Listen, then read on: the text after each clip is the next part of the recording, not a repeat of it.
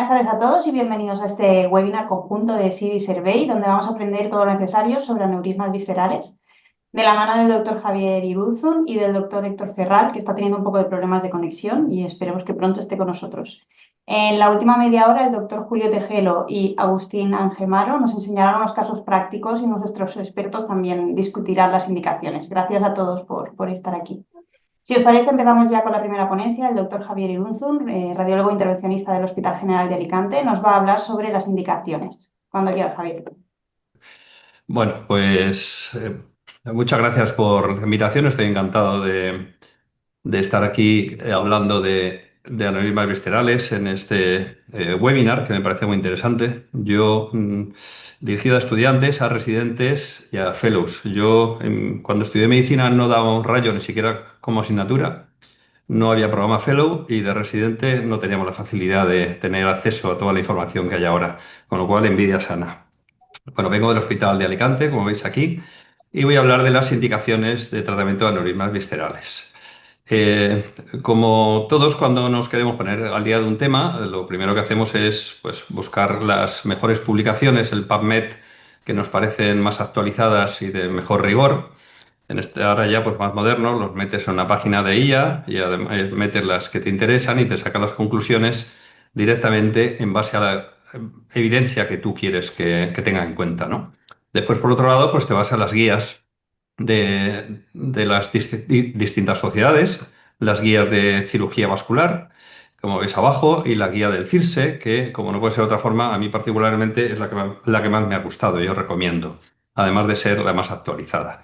Las guías en el caso de aneurismas viscerales tienen varias limitaciones. Tienen la limitación de que es una entidad muy poco prevalente, tiene la limitación de que no se pueden hacer estudios prospectivos y por lo tanto la fuerza con la que existen las recomendaciones pues no es lo mismo que cuando la evidencia científica puede ser mayor.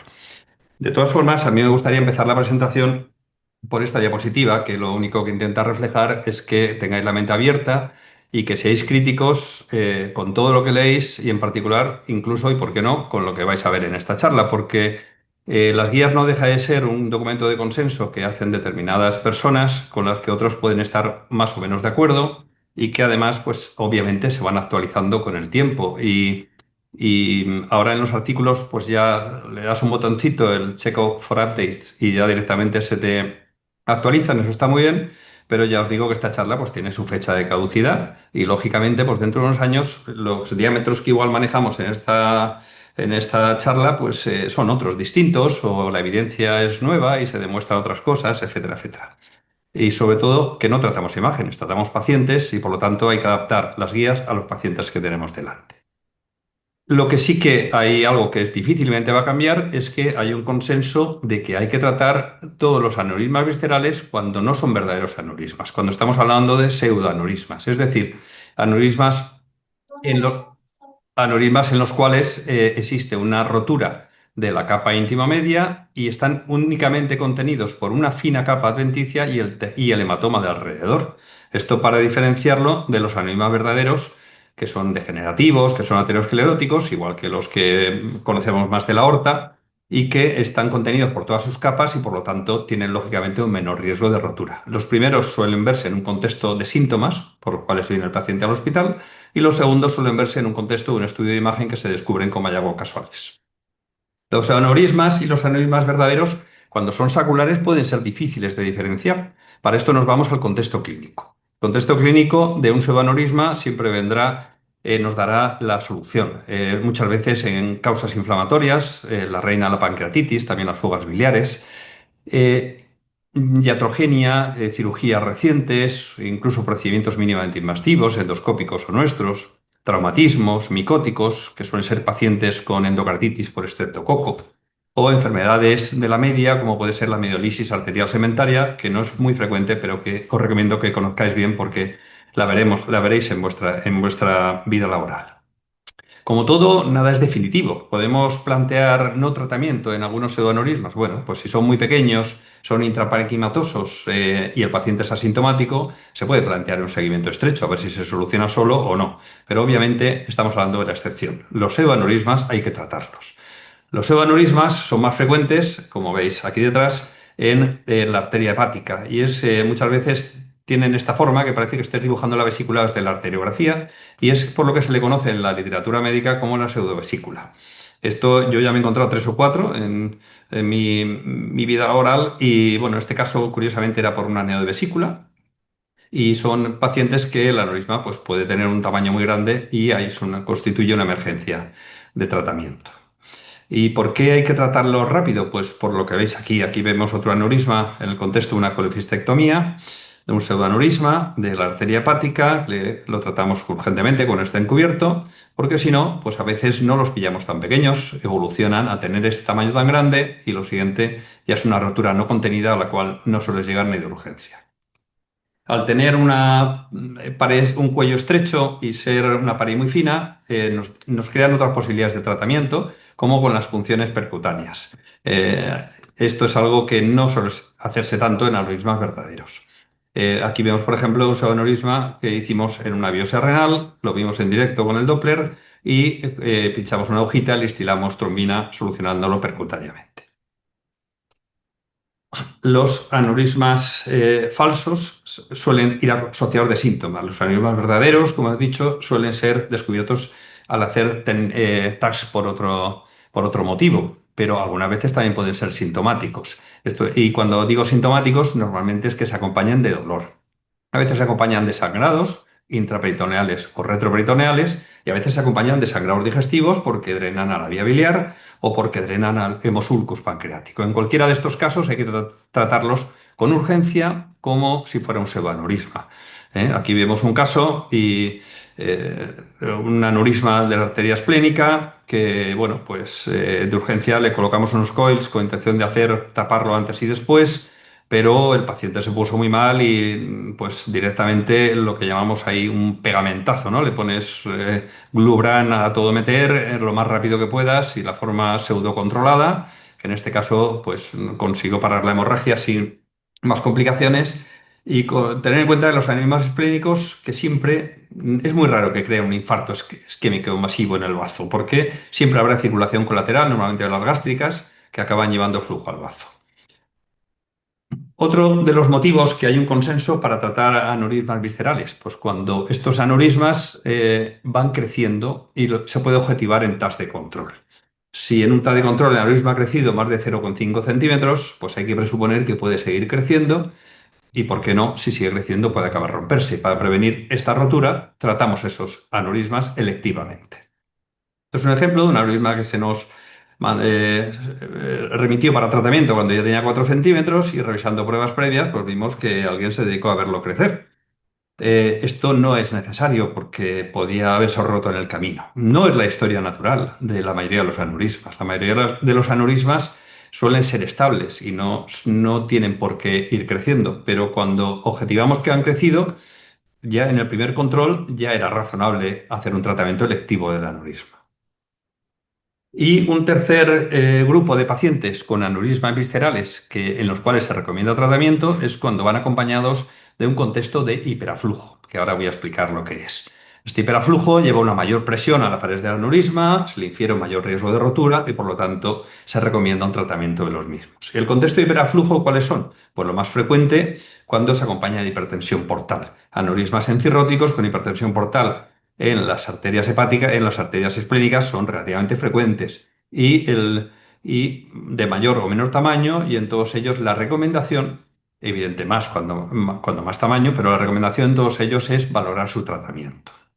Otra situación que no es tan infrecuente, aunque pueda parecerlo, es cuando hay una estenosis central, sobre todo en el tronco celíaco, y tenemos aneurismas, lo que corresponde al síndrome de hiperaflujo, que le llamamos, ¿no? Que es una colateralidad muy grande en la arcada pancreático-duodenal, y esta colateralidad muchas veces acompaña de aneurismas en las curvas y pseudoaneurismas muy difíciles de tratar. Estos aneurismas a veces son hasta invisibles, bueno, sobre todo cuando son pseudoaneurismas, son invisibles arterialmente, como en este caso, que tuvimos que pincharlo percutáneamente y lo rellenamos con EVO para lograr su solución. Decir que la literatura y esto es algo que creo que es importante, me apetece remarcarlo, la literatura dice que además de tratar los aneurismas, cuando es en el contexto de una obstrucción por el ligamento mediano arcuato, hay que solucionar quirúrgicamente este hiperaflujo, es decir, revascularizar el tronco celíaco, que muchas veces está totalmente obstruido, quirúrgicamente. Con esto evitaremos la nueva formación de aneurismas y nuevos sangrados en el paciente. Lo difícil, por lo menos en nuestro medio, encontrar el cirujano que lo quiera operar. Pero la recomendación, incluso por artículos de los cirujanos vasculares, está muy clara.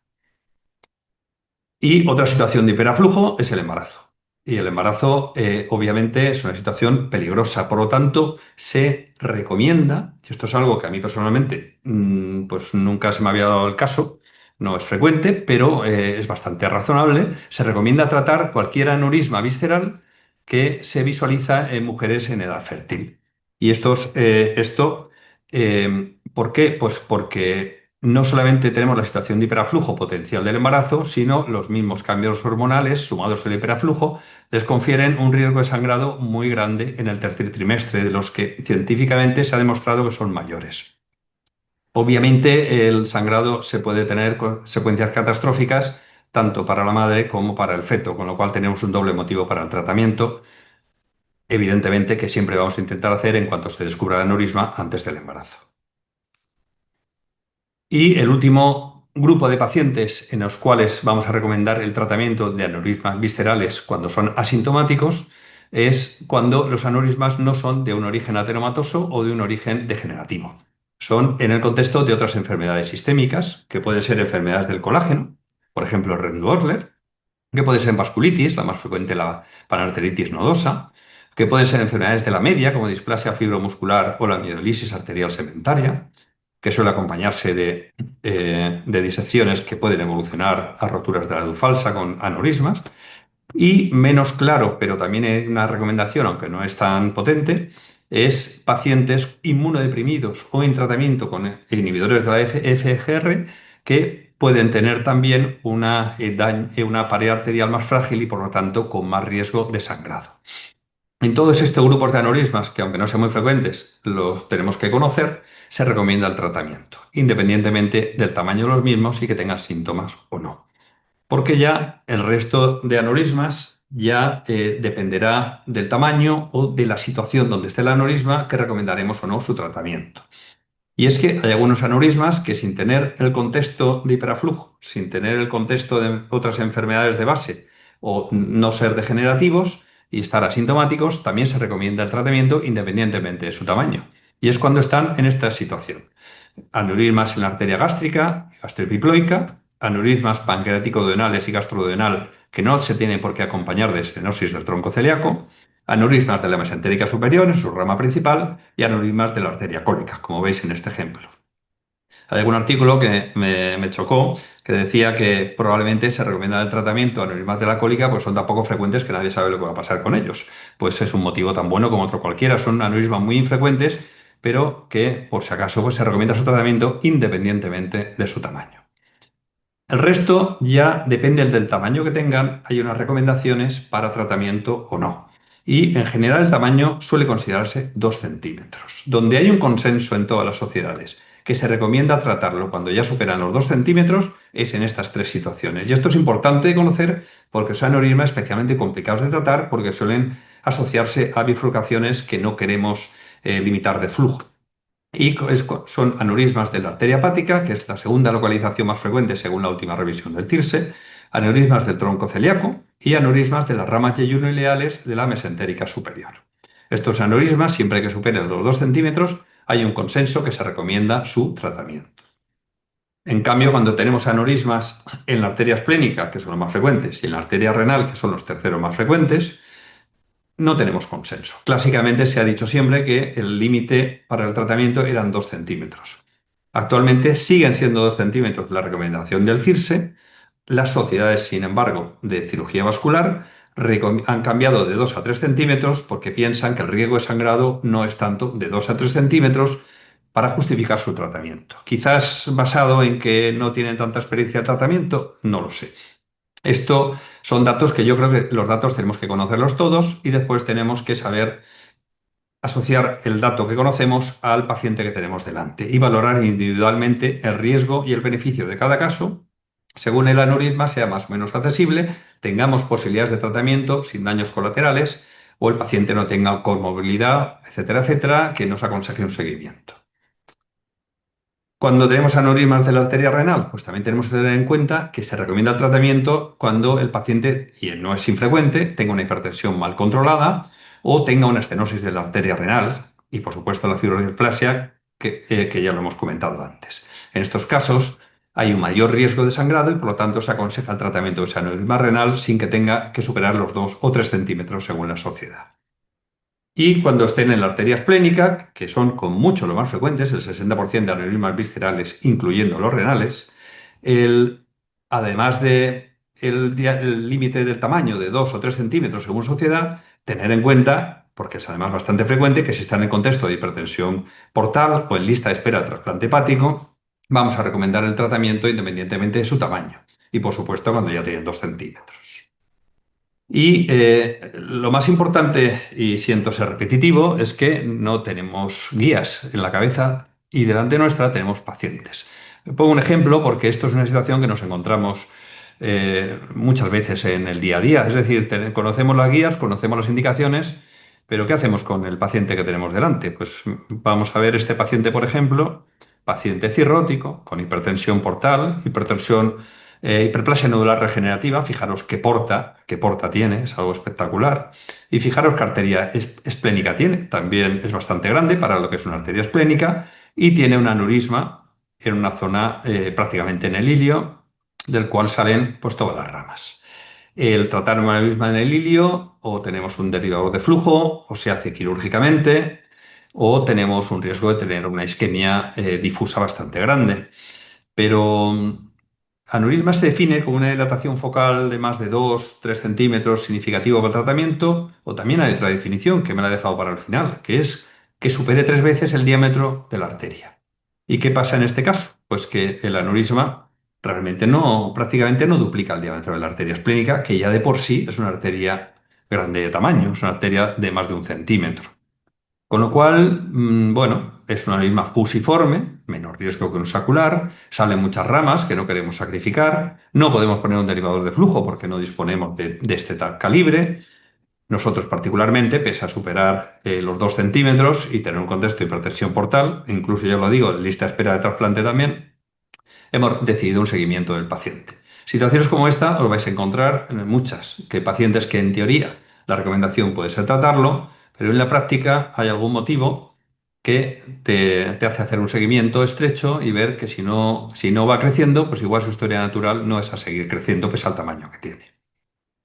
Por último, conclusiones. Bueno, con respecto a las indicaciones del tratamiento de los aneurismas viscerales, incluyendo los renales, tenemos unas indicaciones consensuadas, muy claras, que siempre vamos a tratar cuando estemos ante un pseudoaneurisma, un falso aneurisma, sean aneurismas verdaderos pero sintomáticos, sean aneurismas que han demostrado un crecimiento de más de medio centímetro en un año de control, sean aneurismas en un contexto no degenerativo, aneurismas inflamatorios, con enfermedades sistémicas que he comentado antes, sean aneurismas en situaciones de hiperaflujo, sobre todo recordar la hipertensión portal, recordar el síndrome de hiperaflujo por estenosis del tronco celíaco y también un síndrome de hiperaflujo o una situación de hiperaflujo, mejor dicho, es el embarazo y por lo tanto recomendaremos el tratamiento en mujeres de edad fértil para evitar las situaciones desagradables de tener un aneurisma que tratar en una paciente embarazada. Recomendaremos también, independientemente de su tamaño, tratarlo siempre que esté en la arcada pancreático-duodenal, gastrodenal, la arteria gástrica, mesentérica superior en su rama principal o las ramas cónicas. Y recomendaremos tratamiento cuando supere los 2 centímetros, siempre y consensuadamente en aneurismas de la arteria hepática, en el tronco celíaco y ramas yeyuno y leales de la mesentérica.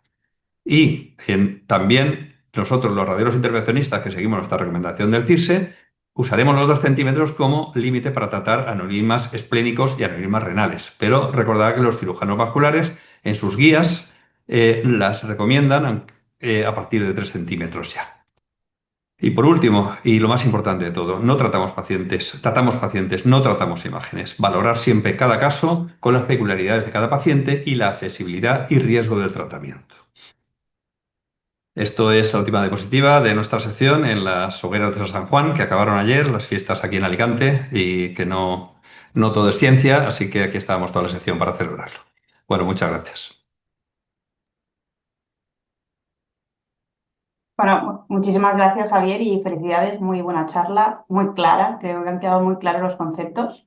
Recordad que podéis hacer todas las preguntas en el chat, no os dejéis ninguna al tintero, aprovechar que tenemos aquí unos expertos maravillosos. Y damos la bienvenida ahora al doctor Héctor Ferral, que es radiólogo intervencionista en Nueva Orleans. Hola Héctor, bienvenido. Gracias, Javier. Discúlpame, tuve muchos problemas para conectarme, así que me perdí casi el 70% de tu plática, discúlpame. Pero ahora ya tengo aquí, ya puedo conectarme.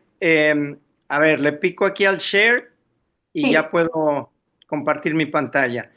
Entonces, a ver, avísenme si la pueden ver, por favor. Perfecto. genial. Sí, Excelente.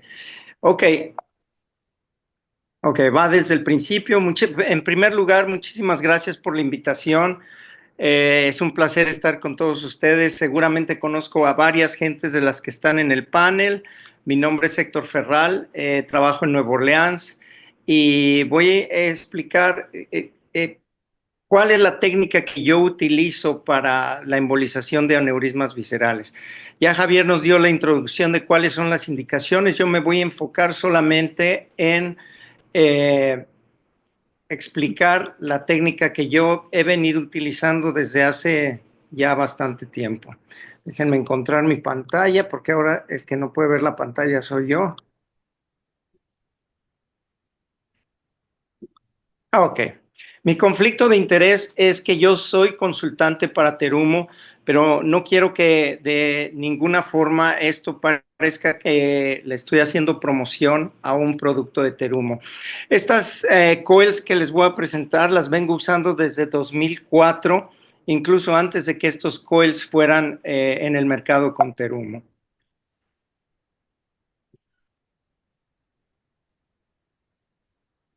Como introducción, y probablemente Javier habló ya de esto, los aneurismas viscerales, la detección de los aneurismas se ha incrementado.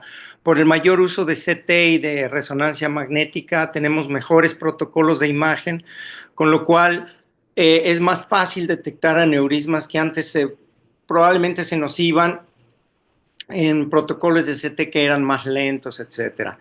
Ya Javier puso la definición, es la dilatación arterial que contiene las tres paredes vasculares y la importancia es de que la ruptura de estos aneurismas, pues como todo el mundo lo sabemos, puede ser fatal y el manejo temprano, válidas las indicaciones, es lo que es más recomendado. Mi propósito de hoy es explicarles la técnica que yo uso y básicamente en estos tres puntos se explica mi técnica. Básicamente angiografía detallada con embolización súper selectiva. Los coils que yo utilizo son los coils de hidrogel y lo que he venido haciendo es cateterizar el aneurisma con un microcatéter y después, basado en lo que veo en el CT y en lo que estoy viendo en angiografía, determinar cuál es el diámetro y la longitud de los coils que yo voy a utilizar. Cuando utilizamos los coils de hidrogel, es esencial preparar los coils porque son sensitivos a la temperatura. Y les voy a enseñar un artículo. Bueno, básicamente los coils de hidrogel son coils de platino que tienen una cubierta, una matriz de hidrogel alrededor y se expande 4 veces su tamaño, su diámetro. La expansión es a través de hidratación del polímero de gel.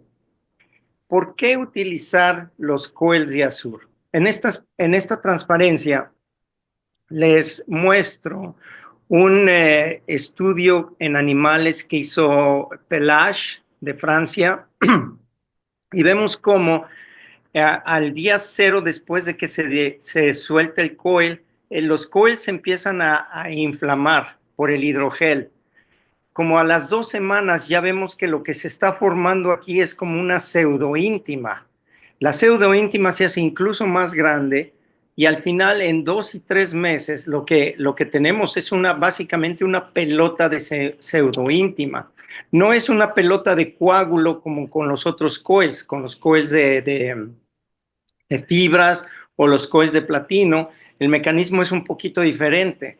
Estos coils funcionan por expansión y al expandirse generan la pseudoíntima. Voy a emplear los siguientes 5 minutos explicando la preparación de los coils. Este artículo se los recomiendo, lo escribió Rubén López Benítez, que en ese tiempo estaba en el hospital de Berna, y es un artículo que describe claramente cómo se preparan estos hidrocoils. Hay gente que se quiere saltar el paso de la preparación, y si te saltas el paso de la preparación, entonces es muy difícil meter estos coils porque se convierten muy duros. Básicamente lo que tienen que hacer es meter el hidrocoil en agua caliente, pero el agua tiene que estar muy caliente. Como vemos aquí, a 24 grados, el coil apenas si se está formando. Apenas si se está formando. Si subimos la temperatura a 70 grados, inmersa, o sea, ustedes agarran el coil, lo inmersan en el agua caliente y el coil al formarse aquí, como lo ven en la foto, ya está listo para ser soltado. Aquí vemos cómo a mayor temperatura del agua, los coils llevan menos tiempo preparar los coils. O sea, básicamente, si tú metes el coil en el recipiente con agua caliente y lo preparas así, lleva 5 segundos, 10 segundos máximo preparar el coil. Ya que están preparados, están listos para ser soltados. Les voy a mostrar algunos casos que he venido haciendo durante los años y básicamente 2 casos porque sé que solamente tengo 15 minutos para presentar esto. Un aneurisma del tronco celíaco y un aneurisma de la arteria renal. El primer aneurismo era una mujer de 67 años con aneurisma de la aorta torácica, dolor abdominal grave, y tenía una masa, ella sentía una masa pulsátil en el abdomen. Se hizo un CTA y aquí podemos ver el aneurisma. Parece que es de la superior, de la mesentérica superior. Sin embargo, esta paciente tenía una variante anatómica en la cual la esplénica salía independientemente de la aorta. El segundo tronco que ven aquí es el tronco celíaco y el tercer tronco, este es la mesentérica superior. El aneurisma se encuentra en este lugar. Hicimos una cateterización selectiva del tronco celíaco. Aquí tenemos un catéter SOS. Encontramos, lo que yo hago es intento ver cuál es la oblicuidad que me va a dar mejor vista de la boca del aneurisma. Y ya que lo encuentro, a través del catéter guía, meto el microcatéter. Aquí tenemos, en esta imagen podemos ver el microcatéter y la guía ya se está metiendo a el lumen del aneurisma. Meto el microcatéter dentro del lumen del aneurisma y ahí es donde empiezo a soltar los coils. Esta es una imagen después de que ya hemos soltado varios coils dentro del aneurisma y esta es la figura final. Después de haber soltado los coils dentro del aneurisma, siempre hacemos una angiografía a través del catéter base para confirmar que estamos satisfechos con el empaquetamiento de estos coils. Esta paciente tenía esa variante anatómica que se los expliqué. La forma en que tratamos esto, pusimos un framing coil. El framing coil es un coil de platino que no tiene ninguna cubierta, pero ocupa espacio. Y después, ya que tenemos el framing coil usualmente son de 14 milímetros y tiene una longitud entre 20 y 30 centímetros. Entonces ocupan mucho espacio. Y después de que ya tenemos el framing coil ahí dentro, entonces empezamos a meter los coils de hidrogel. En este caso metimos 3 coils de hidrogel y con eso sellamos el aneurisma. A esta paciente la seguí por más de un año, más de 2 años, pero a 10 meses la paciente estaba asintomática y cero recanalización del aneurisma. El siguiente caso es un hombre de 67 años, obeso, diabético, y tenía un dolor abdominal vago. Le hicimos un CT. Aquí tenemos las imágenes del CT. Tenía un aneurisma de arteria renal que medía 2.5 centímetros. Estas son las fotos axiales, donde podemos localizar el aneurisma bastante bien. En el aortograma vimos que este paciente de hecho tenía dos arterias hacia el riñón, una polar inferior y una polar superior. Aquí la vemos con más claridad. Inicialmente cateterizamos la del polo inferior y les voy a decir por qué, porque pensé que íbamos a tener que sacrificar mucho parénquima renal embolizando este aneurisma. Entonces aquí podemos ver que la polar inferior da flujo aproximadamente, no sé, 60-70% del riñón. Con eso yo estaba un poquito más tranquilo y pensé, bueno, si sacrificamos el superior no hay ningún problema. Aquí tenemos la cateterización de la polar superior, podemos ver claramente el aneurisma y básicamente seguimos la misma técnica. Colocar el microcatéter dentro del lumen del aneurisma y empezar a soltar los coils. Este es el resultado final después de poner también un framing coil y después rellenándolo con hidrogel. Este paciente lo seguí con el cirujano vascular por más de 2 años y también una situación muy similar. El paciente nunca recanalizó, el aneurisma quedó embolizado completamente. Aquí tenemos este paciente, lo tratamos con un framing coil de 14 milímetros y 3 hidrocoils de 20 por 20. De hecho, voy a regresar aquí un poquito a previas imágenes. Como podemos ver aquí en la imagen de la derecha, en realidad tuvimos una conservación de parénquima renal excelente después de la embolización con estos coils. De hecho, en el mercado existen otros coils que también nosotros los utilizamos aquí. Nosotros somos un centro de trauma y utilizamos toda clase de coils. Están los Boston Scientific, el Embolt, ellos lo anuncian como un coil líquido. El Concerto, que los hace Medtronic y tiene fibras. Y el Penumbra, que es un coil que le llaman packing coil, que es un coil muy, muy suavecito que empaca cualquier cosa. Ese es un coil de platino, pero no tiene fibras. Son otros coils que se pueden utilizar y de hecho pueden ser útiles en el manejo también de los aneurismas viscerales. La razón por la cual les presento esta técnica es que es la técnica que vengo utilizando desde 2004 esencialmente, y siempre que tengo un aneurisma visceral de gran tamaño que necesita ser tratado, siempre los trato con coil de hidrogel. Las ventajas es que se expanden 4 veces su tamaño normal, forman la pseudoíntima, no un coágulo, y en mi experiencia he tenido excelentes resultados a largo plazo con mínima incidencia de recanalización. Muchísimas gracias. Muchas gracias, Héctor, por la presentación. Si os parece, contestamos un par de preguntas que hay en relación a las dos charlas y luego pasamos a los casos clínicos, ¿vale? Vale. Preguntan, hablando técnicamente, ¿se trata igual un solo aneurisma a un aneurisma micótico visceral? Javier, ¿quieres contestar eso o quieres que yo lo conteste? Porque yo es totalmente diferente. Podemos contestar todos. El aneurisma micótico, por definición, está infectado.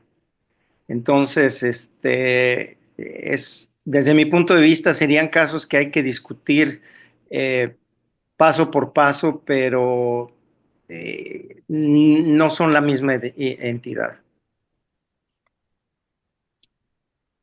Nosotros, a ver, el aneurisma micótico en un principio te puede dar miedo poner una prótesis cubierta para excluirlo, porque se puede infectar la prótesis, yo creo que ya hay bastante bibliografía y bastante experiencia que se pueden poner y que no tiene por qué haber problema acompañado de una antibioterapia.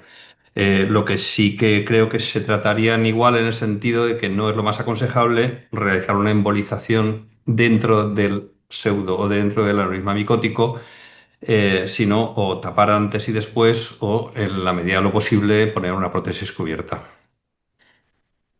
Estoy de acuerdo. Yo, o sea, nunca he tratado con coils un aneurisma micótico. Gracias. Hay otra pregunta, es la última. ¿Cuál es la técnica que más usan para calcular la longitud o el número de coils que requerirán para embolizar el aneurisma? Javier. Bueno, la técnica es evitar poner el último coil que se te va a salir fuera, es decir, la experiencia. No, eso a todos nos ha pasado y a todos nos pasará alguna vez. La técnica teórica es, vas poniendo el primero el coil de... Es que hoy día hay coils que son tan fantásticos que todo es más sencillo.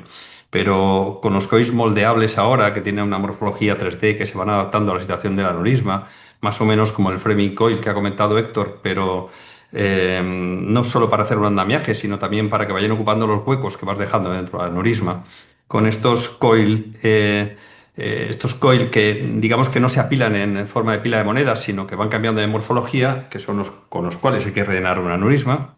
eh, los coils más blanditos que hay ahora hace que sea mucho más fácil rellenarlos y atreverte con diámetros y con longitudes mayores. Yo suelo elegir el diámetro del aneurisma, coloco el más largo que tengo y a partir de ahí voy viendo, según el tamaño, hasta dónde puedo ir metiendo el mismo coil o tengo que ir bajando de diámetro y siempre el bajar de diámetro va parejo al bajar de longitud para hasta rellenar. No hay una forma única de hacerlo. Es un poquito en base a cada aneurisma y la experiencia de cada uno. Y no es la primera vez que intentas poner un coil y que tienes que sacarlo y poner otro menor. Pero en principio es empezar de diámetros de coil de mayor grosor y mayor diámetro a otros de menor grosor y menor diámetro hasta rellenar completamente el aneurisma y valorarlo en varias proyecciones. Sí, yo me baso en lo que encuentro en el CT, dependiendo de qué tan grande, básicamente, como dijo Javier, eh, va a ser muy difícil tratar un aneurisma que sea menor de 2 centímetros, con lo cual siempre el primer coil que vamos a soltar va a ser un framing coil que tenemos 14 milímetros o 20 milímetros, esos son muy suavecitos, es muy fácil meterlos adentro. Y después yo empiezo con el de 20 y vemos cómo se va ajustando el coil adentro del saco aneurismático. Una de las cosas que yo utilizo es pruebo con la guía y veo si el microcatéter se me va a venir para atrás. En el momento en que el microcatéter se viene un poquito para atrás, quiere decir que ya el espacio se empezó a ocupar y entonces ya, como dice Javier, empezamos a disminuir el diámetro de los coils para hacer un paquete bastante sólido y al mismo tiempo, al estar soltando los coils, vemos si el microcatéter se empieza a echar para atrás. En ese momento ya sabemos que ya no tenemos tanto más espacio y ahí decidimos cuándo debemos de parar. Pero estoy de acuerdo, una gran ventaja que tenemos aquí es que estos coils son retractables. O sea que si tú viste que ya no te va a caber el coil, tienes la oportunidad de sacarlo y escoger uno de menor calibre o de menor longitud. Gracias a los otros. Yo tengo alguna pregunta más, pero no quiero quitar tiempo a la presentación de casos, os las hago después. El primer caso responderá el doctor Julio Tejero, es radiólogo intervencionista del Hospital Puerta del Hierro. Cuando quiera, Julio. Te tenemos en silencio. Ahora. Bien, ¿se ve? Sí. Perfecto. Bueno, muy buenas tardes. Soy Julio Tejero, labrador, radiólogo intervencionista en el Hospital Puerta de Hierro, en Madrid, España. Y bueno, me comentaron desde Servei y sí de comentar un caso acerca de aneurismas viscerales. Tenía alguno pensado y recientemente salió uno urgente barra emergente, así que nada, lo he rescatado y he pulido. Así que espero que os guste y os sirva. Haré una introducción clínica, diagnóstico por imagen, os contaré la técnica de los dos procedimientos que llevamos a cabo y luego hago una discusión un poco cogiendo alguna idea que han comentado los ponentes previos, que muchas gracias. como ya vemos en la imagen, nos enfrentamos a un aneurisma bastante voluminoso y feo. Es un varón, 56 años, con un cuadro sincopal y de epigastalgia intensa y brusca, sin antecedentes importantes, tratamiento habitual, ni otros antecedentes de importancia, más allá de un hábito tabáquico leve. Y viene a la urgencia por un cuadro de epigastalgia de un día de evolución, y esa misma mañana, a las 24 horas, acompaña una pérdida de nivel de conciencia, pérdida de control de esfínteres. Llega con un regular estado general, tensiones de 90 a 50, frecuencia 66, a la exploración un leve dolor a la palpación en la boca del estómago y en analítica hemoglobina 12,9, hematocrito 38 y una PCR de 62. Hallazgos un poco inespecíficos, así que entra la imagen y se pide un angiotac abdominal urgente. Estas serían las imágenes axiales. Y vemos un voluminoso aneurisma saccular que depende del tercio medio de la arteria esplénica. En su polo superior izquierdo tiene una imagen de adición que junto al hemoctoneo sugiere rotura, al menos contenida, del aneurisma. Y en la imagen coronal vemos el aneurisma con esa imagen de adición y bueno, lo recibe intensivos y en principio con fluidos y drogas activas lo estabiliza el paciente y se consensúa con ellos de mientras mantenga en un buen estado clínico, en estabilización dinámica, se llevará a la mañana siguiente. Era la última hora del día y se queda con ellos que a primera hora del día se hará la intervención, el paciente y si se inestabiliza habrá aquí de forma urgente. Se deja para primera hora del día siguiente, se lleva a cabo la arteriografía, un acceso arterial femoral común derecho, 5 French, y con un mini Simons caracterizamos selectivamente el tronco celíaco y vemos la imagen del aneurisma saccular del tercer medio de la arteria esplénica, sin visualizar el segmento distal al aneurisma de la arteria esplénica y un poquito de espasmo proximal. Microrealizamos con un microcatéter ProBri 2.7 y aquí lo ven. Hay, de hecho, un flujo preferencial hacia el saco aneurismático y no somos capaces de definir adecuadamente el segmento distal de la arteria esplénica. Así que tratamos de microcerizar ese segmento distal con el PROI 2.7 y tras varios intentos infructuosos decidimos cateterizar directamente el saco aneurismático y embolizar intrasaco con coils de penumbra, primero los estándar para hacer un poco de framing y luego hacer el relleno con los soft, que son un poco más blandos para evitar el riesgo de rotura del saco. Y una vez que habíamos llenado bastante, empezamos a meter líquido. Nosotros trabajamos mucho con el Squid Peri, el 18. Vamos rellenando el saco aneurismático hasta que, un poco por reflujo, se nos opacifica, se nos llena el cuello aneurismático, como podéis ver en la imagen. Y esta sería la arterio de control, en la que vemos como parte de ese líquido ocupa el segmento de la arteria esplénica adyacente al cuello, con el cuello, con mínima opacificación del saco aneurismático.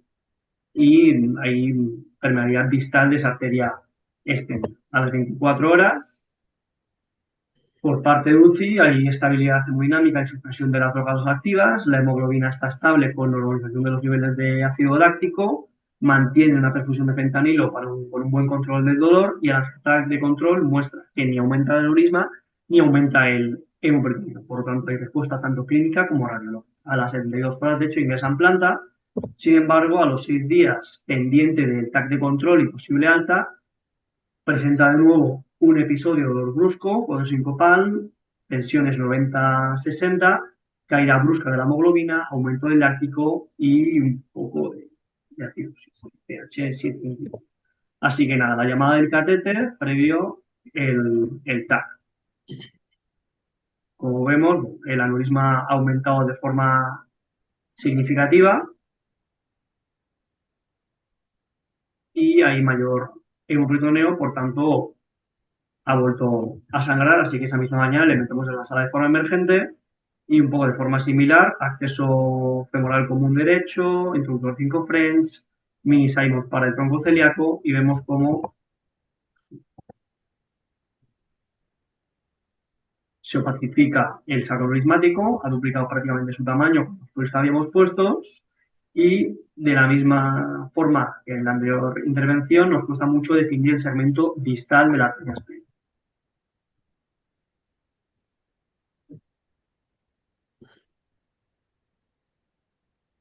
Buscando la proyección más adecuada, esta es una AP,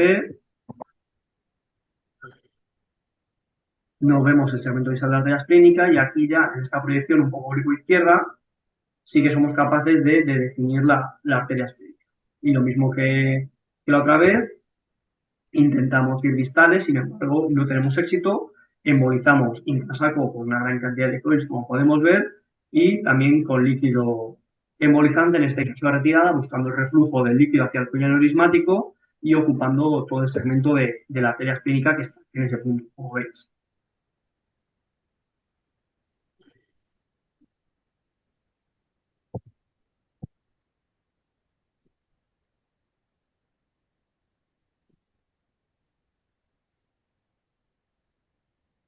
Bien justo la arteria totalmente tapada. Veis como toda la arteria esplénica, el tercio proximal y el tercio medio están tapados, recibe realidad por la entrada gástricas opacificando distal y no hay opacificación del saco aneurismático. Pero a pesar de ello, como había tenido una evolución un poco torpia por parte de cirugía general, no estaban muy conformes, al fin y al cabo nosotros no habíamos llevado a cabo la embolización distal claramente, lo deciden operar, una laparotomía exploradora, en la que siguen viendo sangrado del aneurisma, aumento del hemoperitoneo, pancreatitis por contigüidad, y lo que hacen es, muerto el perro, se acabó la rabia, esplenectomía y ligadura de la arteria clínica próxima. Esto un poco recoge todas las complicaciones que hubo después de la cirugía.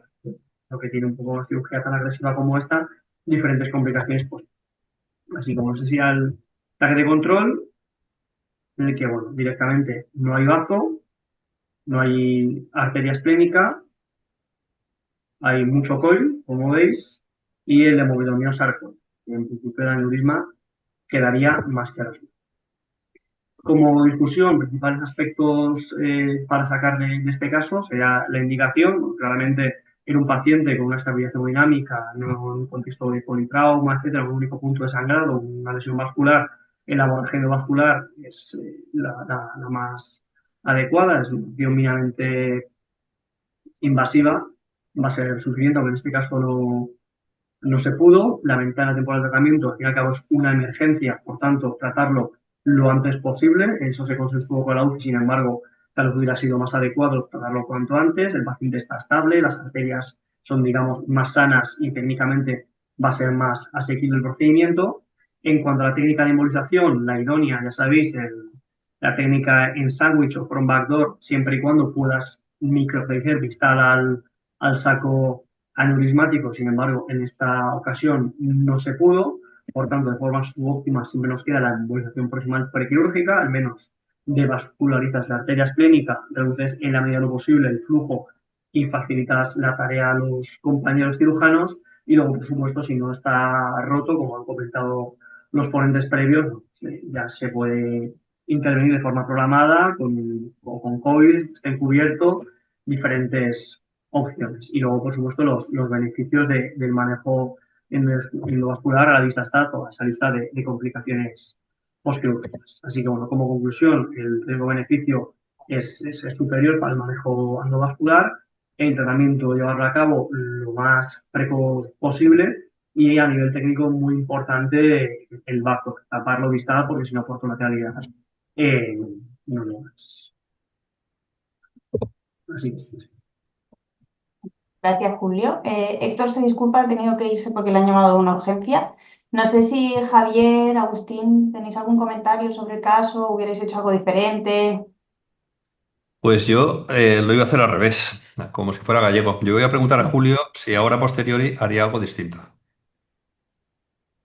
Pues muy buena pregunta. De primera yo creo que lo habría hecho lo más temprano posible, porque es hacerlo fácil.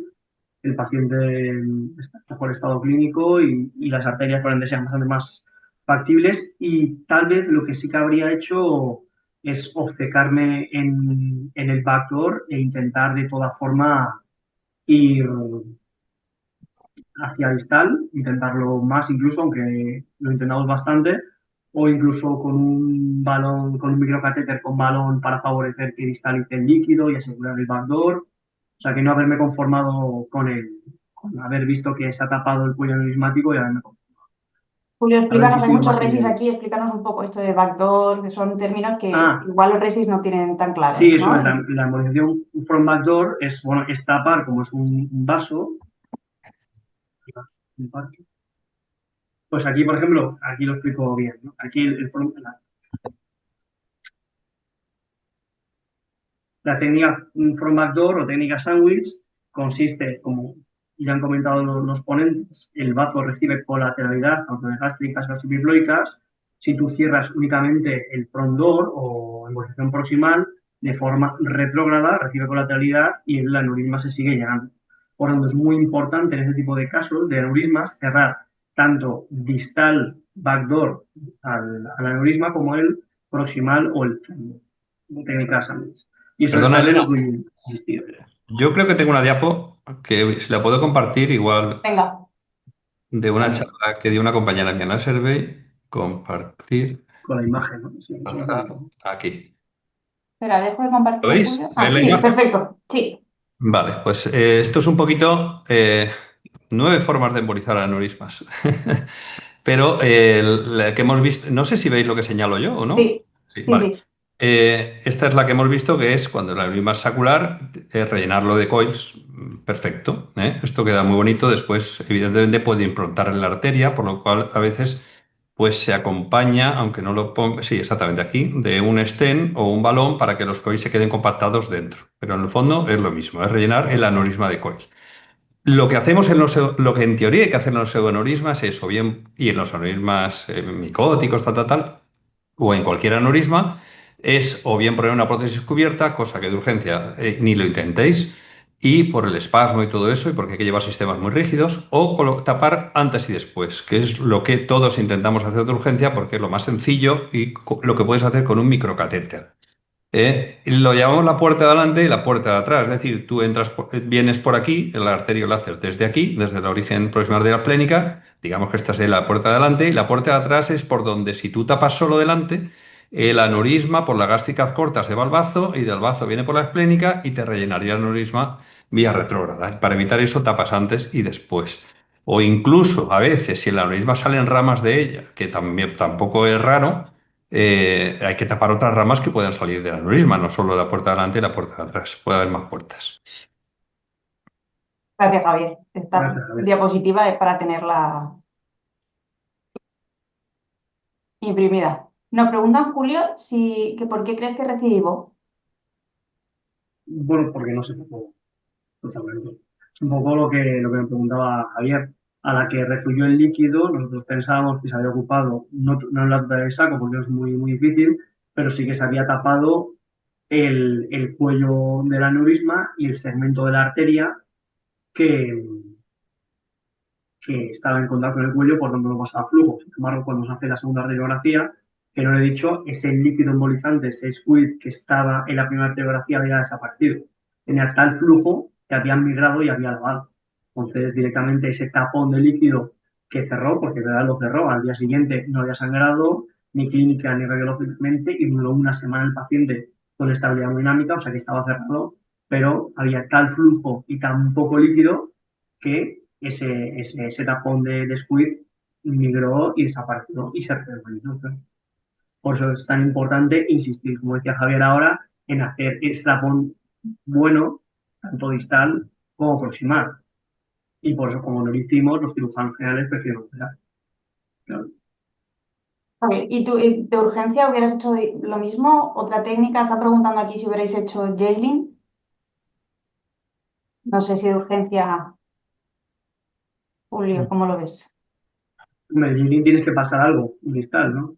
Sí, por eso yo lo he puesto en la última diapositiva. A nivel técnico, para mí al menos lo que me demostró, que los casos son muy complejos, es que si no vas distal, te pillan los dedos. No sé cómo opináis el resto. Vuelvo a compartir la pantalla, Sí. o lo voy a intentar, a ver si me aclaro. ¿Veis? Es un caso relativamente parecido, ¿no? Era una situación también de guardia, un aneurisma roto, o la verdad es que... Y tapamos, sí que tapamos, bueno, la verdad es que aquí pudimos pasar a la puerta de atrás, pero después se inestabilizó, se rompió el aneurisma del todo y se puso muy mal. Y entonces aquí lo que hice fue meterle pegamento, el pegamentazo que he llamado así científicamente. Y yo al pegamento le veo alguna ventaja con respecto al Evo, ¿no? Al Onyx o al Squid. El pegamento tiene menos control, pero el pegamento lo puedes poner más rápido y el pegamento, valga la redundancia, pega. El Onyx no pega, ¿no? El Onyx ocupa el lugar, pero no lo pega todo. Y el pegamento, el Glubrand sí. Y entonces el Glubrand te ocupa todos los huecos que puede haber dentro de los coils y además pues es más fácil que migre un poco a la puerta de atrás si no lo has tapado y que tape pues la zona de la rotura, ¿no? ¿Tiene más riesgos? Sí, puede irse a donde no quieras, sobre todo las pancreáticas y hacer hasta una isquemia al páncreas, evidentemente, por eso no se suele usar tanto, pero a veces es una solución pues un poco de perdidos al río más definitiva. Yo a veces me siento más cómodo con el pegamento, como complemento de los coils, estoy diciendo. Y después otra posibilidad, pues pensando ahora en frío, porque esto en caliente se hace de guardia, se hace lo que se puede y ya está. Pues al acabar, si tienes dudas o el paciente no se ha estabilizado, etcétera, etcétera, y lo que quieres es comprobar, pues puedes mirarlo con el Doppler. Y si en el Doppler ves flujo al aneurisma, si le has tapado la puerta de adelante, pues siempre puedes valorar el pincharlo percutáneamente y meterle algo percutáneamente, que puede ser pegamento, por ejemplo, también porque en situaciones de urgencia hacemos lo que podemos todos, ¿no? Y a veces haces tratamientos desesperados también. Mm. No te hemos oído, Julio, no sé si has dicho algo. Sí, que de acuerdo Ah, totalmente, ¿no? Sí, sí. En el blues sí, ¿eh? Porque hay mucha cultura de squid, pero es verdad que el pegamento en situaciones de urgencia es más rápido, más eficaz y bueno, puedes jugar más con las diluciones y buscar que migra más experimento. Así que es una alternativa más que válida. De hecho, probablemente la siguiente vez lo use. en el chat también apunta Esther Alba que el problema del EVOH, ¿no? Es el espasmo también en la arteria, ¿no? Que cuando la arteria recupera el calibre Claro, también. eso. Bueno, muchas gracias, Julio. Si os parece, pasamos al siguiente caso. El doctor Agustín Angeramo es radiólogo intervencionista del Hospital Alemán en Buenos Aires. Nos va a presentar también un caso y luego lo discutiremos. Hola a todos, gracias por la invitación. A ver si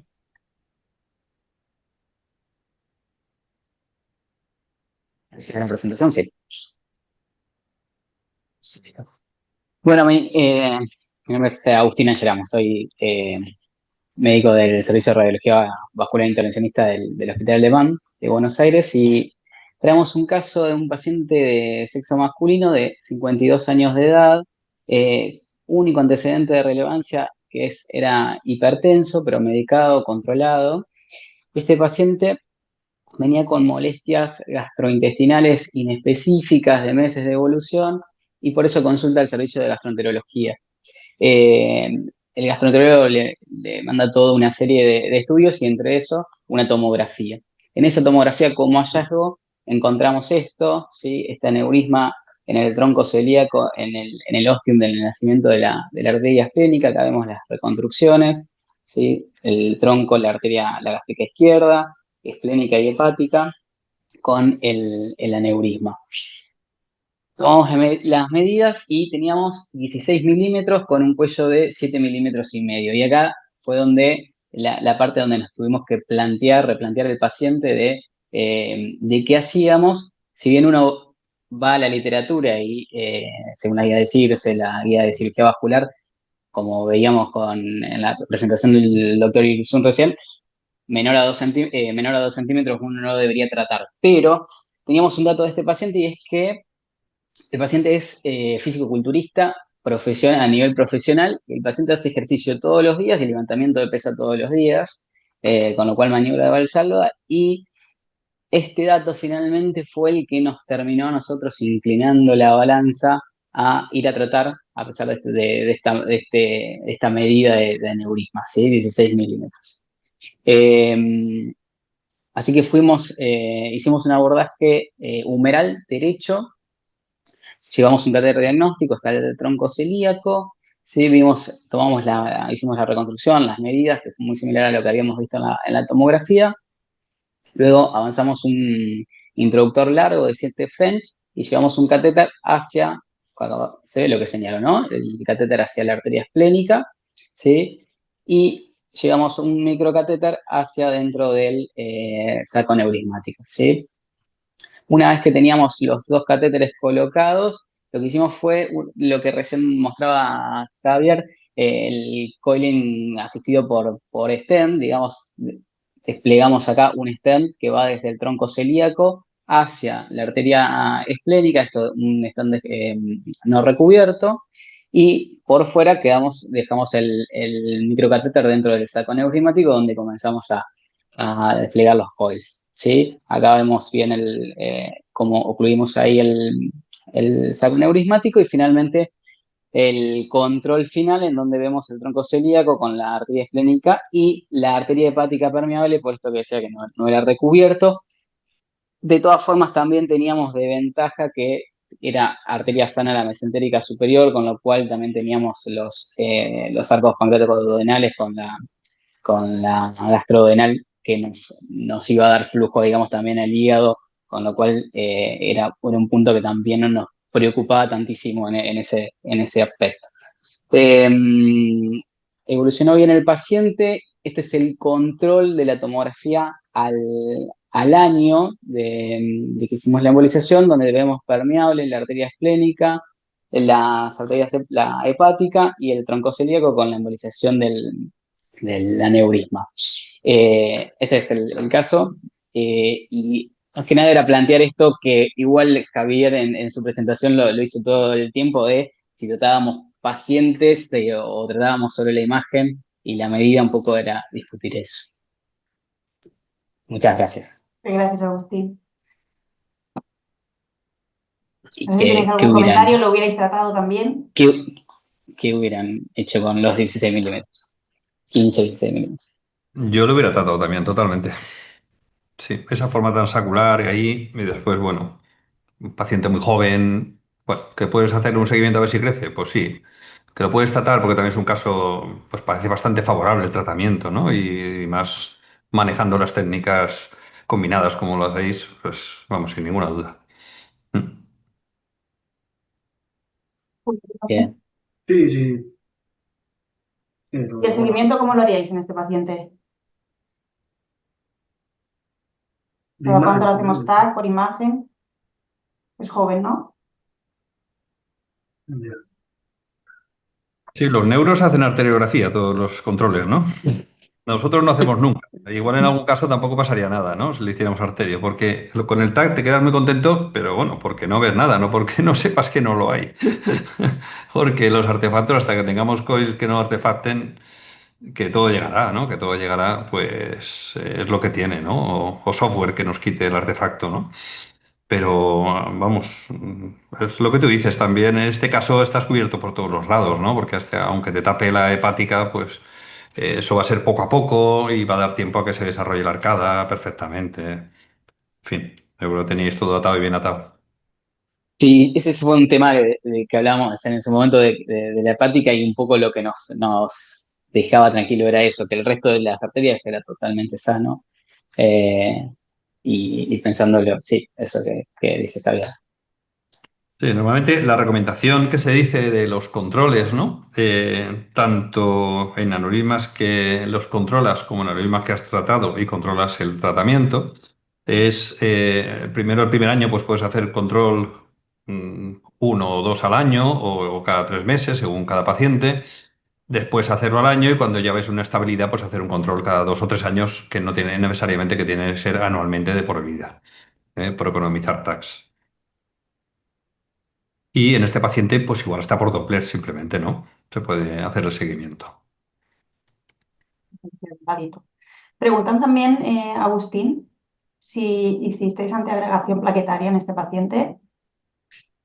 Hicimos antiagregación, sí, con clopi y con aspirina. Doble antiagregación. ¿Cuánto tiempo la mantenéis? ¿3 o 6 meses? 6 meses. Ujú. ¿Y ponéis antibiótico? No, solo en la inducción de anestesia estamos hablando, sí. Eso es, el día de la... Sí, sí, sí. Preguntan también qué tipo de stent fue el que pusisteis. Pusimos un Leo Plus, que es un intermedio, es un semi-flow diverter. Tiene un mallado que está no es tan pesado como el divisor de flujo, es decir, que no termina de ser esto de tener tanto mallado y entonces le baja el flujo al aneurisma, pero cuando hay ramas cercas, principalmente como en este caso, importantes, le deja flujo a esas ramas. Agustín, Javier, Sí. Julio, si hubiera llegado roto, ¿lo hubierais tratado igual? Mm, Mm. yo igual... Uf. El roto ahí se hace lo que se puede, porque a saber el espasmo que te encuentras, ¿no? En una situación tan proximal. Pero lo hubiera hecho igual. Quizás sí. Quizás lo... Hombre, es que hay roturas y roturas, evidentemente, ¿no? Pero si hubiera sido un aneurisma sintomático con una micro rotura, yo lo hubiera tratado, intentado tratar igual, desde luego, sí. Mm, Depende mucho de cómo esté el paciente, ¿no? De la estabilidad del paciente, de cómo llegue. claro. De guardia hacer lo que puedes, porque y más a la hora que te llamen, si te llaman de noche, bastante con ir allí. Porque aquí hablamos todos muy bien y somos todos muy listos, pero después de guardia a todos hay casos que te salen bien y otros que no te salen bien, porque no puede, son complicados los pacientes y a veces llegan con unos vasospasmos que todo lo que metas ahí se te va a peor, te va a peor. Entonces es fácil hablar, pero después yo por lo menos intentaría hacer lo mismo, sí. Julio, no sé si tienes algún comentario. Y ahí, por ejemplo, una prótesis cubierta en escopeta, ¿No? muy difícil, ¿no? Una prótesis cubierta cubriendo hepática esplénica. Sí, En sí, caso de que estuviera roto, aunque por supuesto dirías es un problema vascular, pero para no hacer el jailing, etcétera, que a lo mejor técnicamente es más complejo, pregunto, ¿eh?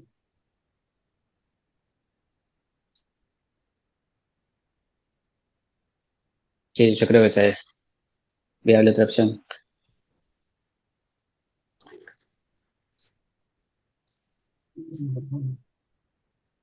Agustín, nos preguntan también si usasteis dos accesos o colocasteis el coil a No, través de las celdas. no, el microcatéter quedó por fuera todo el tiempo del stent. Es un único acceso que introducimos los dos catéteres a través del intro 7 French, por fuera del mallado, digamos, todo el tiempo. ¿Te planteaste poner un flow diverted? No lo planteamos, no lo planteamos. Teníamos la hepática también, que queríamos ver si podíamos preservar. eh, por eso no lo planteaba, Sí, además puedes tener pensando en que iba la diferencia de a, diámetros. de- Sí. a desviar más el flujo. Sí, Bueno, no hay más preguntas en el chat. Creo que ha sido muy interesante la discusión de los dos casos. Os agradezco mucho que os hayáis conectado y hayáis participado en la sesión. Y si os parece, vamos cerrando. Ya pasan 15 minutos. El próximo directo damos vacaciones y nos veremos en septiembre. Y nada, muchas gracias. Muchas gracias a los participantes, a Héctor también, que se ha tenido que ir, y a todos vosotros. Nos vemos en la próxima. Y muchas gracias a ti, Elena. gracias. Gracias. Buenos días. Gracias. Adiós. Gracias.